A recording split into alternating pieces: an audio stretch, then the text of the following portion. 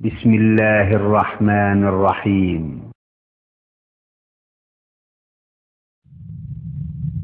بالتعاون للدعوة والإرشاد وتوعية الجاليات بالدمام. قد أفلح المؤمنون الذين هم في صلاتهم خاشعون والذين هم عن اللغو معرضون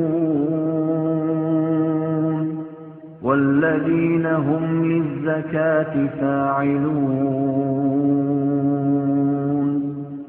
والذين هم لفروجهم حافظون إلا على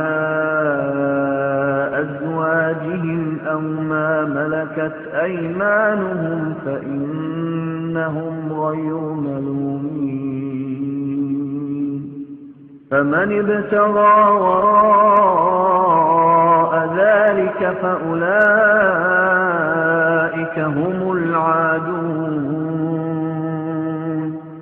والذين هم لأماناتهم وعهدهم راعون والذين هم على صلواتهم يحافظون أولئك هم الوارثون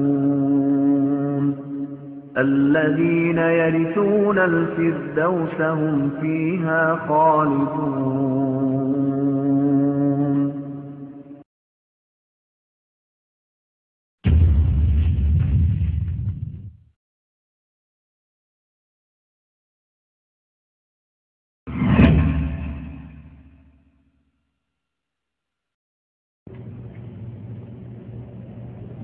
السلام عليكم ورحمة الله وبركاته. إن الحمد لله نحمده ونستعينه ونستغفره ونعوذ بالله من شرور أنفسنا ومن سيئات أعمالنا.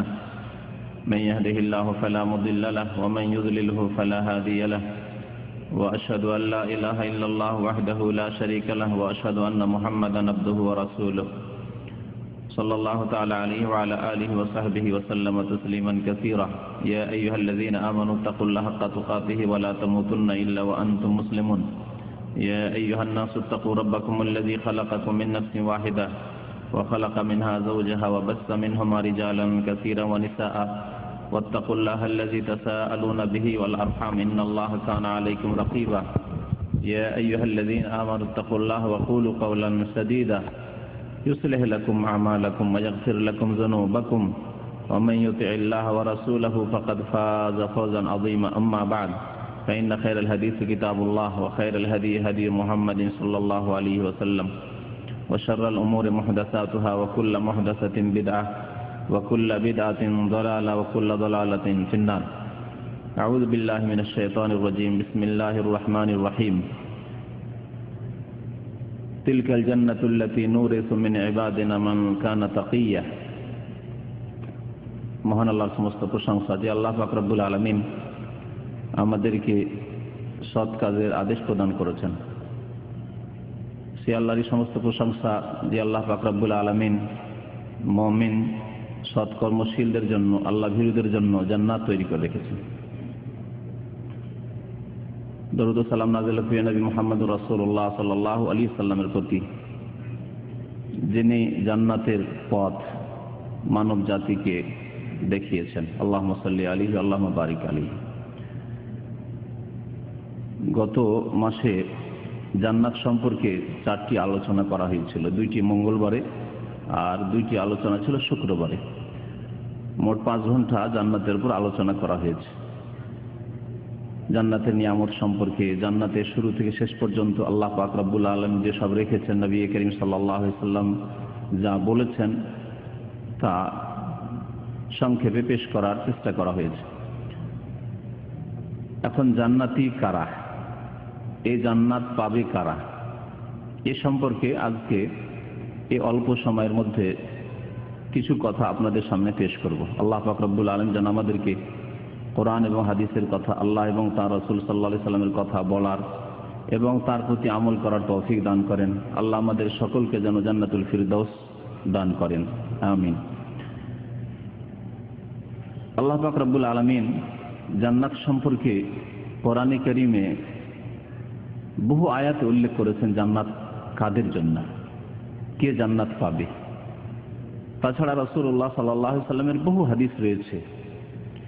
এই সবগুলিকে দুই ভাগে ভাগ করা যেতে পারে।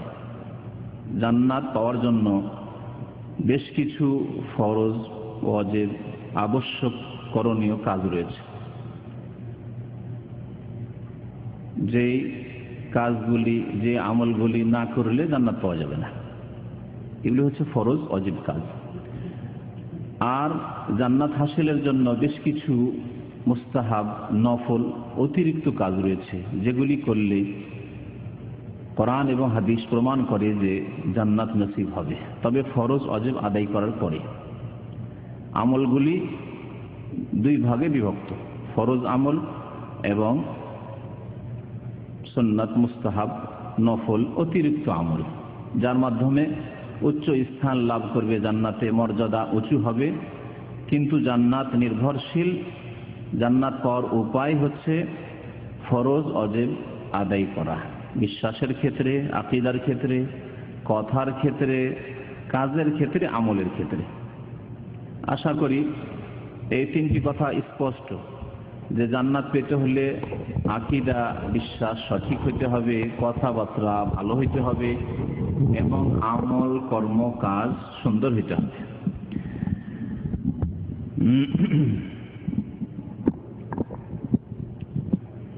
আল্লাহ পাক রব্বুল আলামিন ইরশাদ করেছেন সূরা মারইয়ামের আয়াত নম্বর 63-তে, তিলকাল জান্নাতুল্লাতী নূরিসু মিন ইবাদিনা মান কানা তাকিয়্যা। এই জান্নাত আমার বান্দাদের মধ্য থেকে তাদেরকে দান করব, তাদেরকে এই জান্নাতের উত্তরাধিকারী বানাবো, ওয়ারিস বানাবো। মান কানা তাকিয়্যা, যারা আল্লাহ ভীরু, মুত্তাকি, যারা আল্লাহ ভীরু, তাদেরকে আমি এই জান্নাতের ওয়ারিস বানিয়ে দেব। এই জান্নাত তাহলে এই আয়াত দ্বারা বোঝা যায় যে আল্লাহ ভীরুদের জন্য, মুত্তাকিদের জন্য, যারা সংযত ব্যক্তি, পাপ মুক্ত ব্যক্তি, গুনাহ থেকে বেঁচে থাকার জন্য সচেষ্ট হয়, তাদের জন্য। মহান আল্লাহ পাক আমপারার একটি সূরায় ইরশাদ করেছেন, ফাআম্মা মান খাফা মাকাম রাব্বিহি ওয়া নাহা নাফসা আনিল হাওয়া ফাইন্নাল জান্নাতা হিয়াল মাওয়া। যে ব্যক্তি ভয় করবে তার রবের সামনে দণ্ডায়মান হওয়াকে, খাফা মাকাম রাব্বিহি, তার রবের সামনে দাঁড়াতে হবে, জবাবদেহি করতে হবে, হিসাব দিতে হবে। আল্লাহ পাক রব্বুল আলামিন হায়াত সম্পর্কে, এই জীবন সম্পর্কে, বয়স সম্পর্কে, আল্লাহ পাক যৌবন সম্পর্কে, আল্লাহ পাক সময় সম্পর্কে, আল্লাহ পাক রব্বুল আলামিন ধন সম্পদ সম্পর্কে, আল্লাহ পাক রব্বুল আলামিন ইলম বিদ্যা সম্পর্কে ইত্যাদি জিজ্ঞাসা করবেন। যারা এই বিষয়টিকে ভয় করবে যে আমাকে জবাব দিতে হবে, ওয়া নাহান নাফসা আনিল হাওয়া, সুতরাং যে ব্যক্তি আল্লাহ পাকের সামনে দাঁড়ানোকে ভয় করে, সে সম্পর্কে চিন্তাশীল, সেই ব্যক্তি নিজের নফসকে, নিজের প্রবৃত্তিকে, নিজের মনকে কুপ্রবৃত্তি থেকে বাঁচাবে, পাপের কাজ থেকে বাঁচাবে। ফাইন্নাল জান্নাতা হিয়াল মাওয়া, জান্নাত হচ্ছে তাদেরই বাসস্থান, তাদের ঠিকানা হচ্ছে জান্নাত। তো জান্নাত সম্পর্কে কিছু আম কথা, মানে ব্যাপক কথাবার্তা রয়েছে, ব্যাপক আমলের কথা রয়েছে। যেমন ঈমান, সৎ আমল, আল্লাহ ভীরুতা, এগুলি হচ্ছে ব্যাপক অর্থ বহনকারী বিষয়।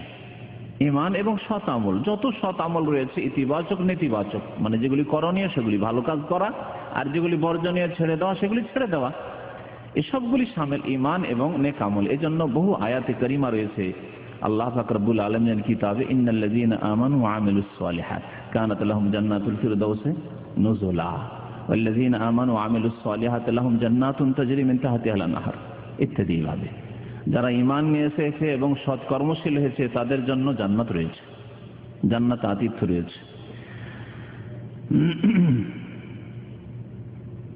এই জান্নাতের পথ হচ্ছে একটি পথ, জান্নাতের রাস্তা হচ্ছে একটি রাস্তা।